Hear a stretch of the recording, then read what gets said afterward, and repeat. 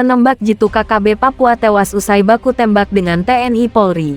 Gunakan senjata rampasan 2014 lalu. Melansir dari Tribun Manado, Co.id belum lama ini sang penembak jitu andalan kelompok kriminal bersenjata KKB Papua tewas dalam baku tembak dengan TNI Polri. Diketahui sang sniper KKB Papua itu menggunakan senjata SS-1 yang merupakan buatan Pindad. Menurut informasi yang ada, senjata tersebut merupakan hasil rampasan di pos polisi Kulirik, Puncak Jaya, pada tanggal 4 Januari tahun 2014 lalu. Kapolda Papua mengatakan, sniper andalan KKB Papua itu tewas dalam kontak senjata di Gunung Botak, Distrik Tembagapura. Sempat ada perlawanan yang sengit saat baku tembak tersebut. Akan tetapi bukan prajurit TNI Polri namanya jika tidak mampu melumpuhkan separatis tersebut. Kapolda Papua menyebutkan pentolan KKB itu merupakan penembak jitu andalan KKB yang sering berlalu lalang melakukan teror di tengah masyarakat. Pentolan KKB ini dikenal sebagai sniper di kelompok Egyanus Kogoya, kata Kapolda. Seusai berhasil melumpuhkan sniper andalan KKB tersebut, pasukan gabungan menyita satu pucuk senapan laras panjang jenis SS-1 yang digunakan.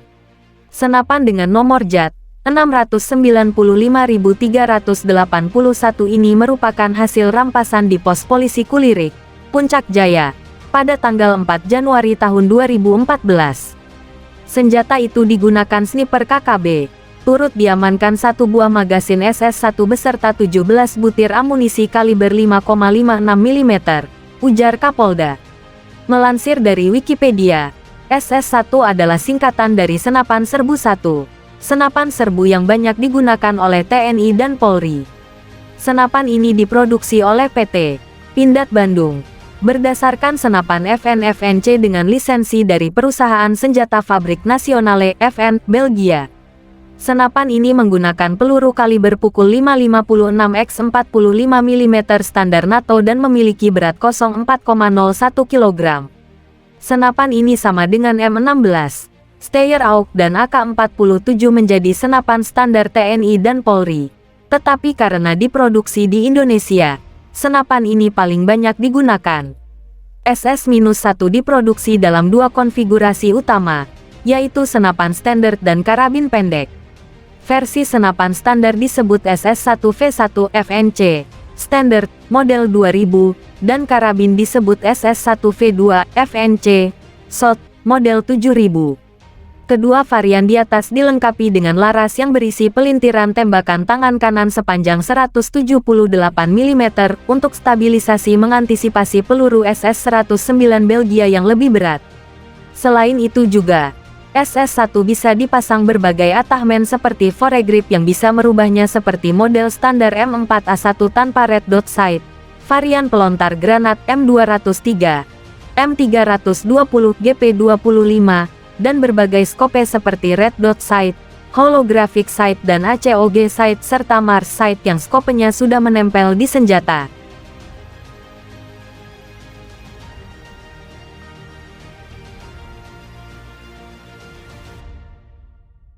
Kunci dibidikan sniper prajurit handal. 3 anggota KKB bawa senjata api. Dor. 1 orang KKB tewas ditembak di Kiwirok.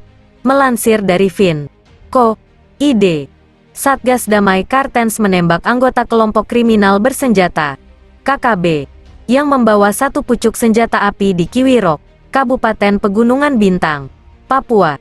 Kapolres Pegunungan Bintang membenarkan insiden tersebut yang terjadi sekitar pukul 6.48 waktu Indonesia Timur. Dikutip dari Antara, penembakan terhadap KKB itu setelah sniper Satgas Preventif Pos Kiwirok memantau adanya 3 orang terduga KKB dengan membawa satu pucuk senjata api menuju ujung landasan atas. Setelah melihat hal itu, kata Kapolres, anggota Brimob menembak pembawa senjata hingga jatuh. Diduga yang bersangkutan meninggal. Kemudian jenazah serta senjatanya terlihat di bawah rekannya. Menurut informasi yang diterima oleh Fin.co.id, keberadaan 3 anggota KKB yang membawa satu pucuk senjata api terpantau dari udara melalui drone yang diterbangkan anggota Brimob. Akibat insiden itu, menyebabkan helikopter Polri yang akan melakukan penarikan personel di Kiwirok batal karena cuaca juga tidak mendukung. Faktor cuaca juga menyebabkan helikopter batal ke Kiwirok, kata Kapolres Pegunungan Bintang.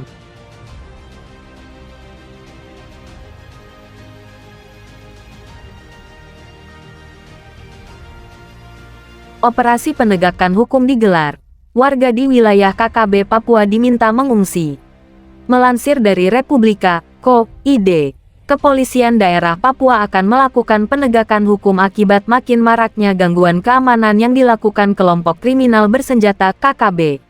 Sebelum melakukan penegakan hukum, pihak kepolisian bersama Pemda setempat akan meminta masyarakat yang bermukim di wilayah KKB untuk sementara waktu ke ibu kota kabupaten. Memang benar penegakan hukum akan diberlakukan terhadap kelompok yang selama ini mengganggu keamanan hingga meresahkan masyarakat, kata Kapolda Papua Irjen Pol Matius Fahiri di Jayapura, Jumat. Bila nantinya ada warga yang enggan untuk mengungsi sementara, maka bisa dipastikan mereka adalah anggota atau bagian dari KKB sehingga saat penegakan hukum dilakukan para pihak tidak bisa mengeklaim bila itu pelanggaran. Apalagi anggota KKB juga telah banyak melakukan pelanggaran HAM dengan membunuh dan menganiaya warga sipil. Para pihak tidak bisa lagi mengklaim kalau terjadi pelanggaran HAM karena yang menjadi korban adalah anggota atau pendukung KKB, ungkap Irjen Pol Fahiri. Dia mengakui berbagai gangguan keamanan di beberapa daerah yang menjadi wilayah tugas Polda Papua akibat ulah KKB telah menimbulkan korban jiwa tidak saja aparat keamanan tetapi juga warga sipil. Sudah banyak warga sipil yang menjadi korban sehingga TNI Polri akan melakukan penegakan hukum. Penegakan hukum harus dilakukan agar jangan sampai korban makin banyak, dan aparat keamanan akan bertindak sesuai SOP, tegas Kapolda Papua Irjen Pol Fahiri.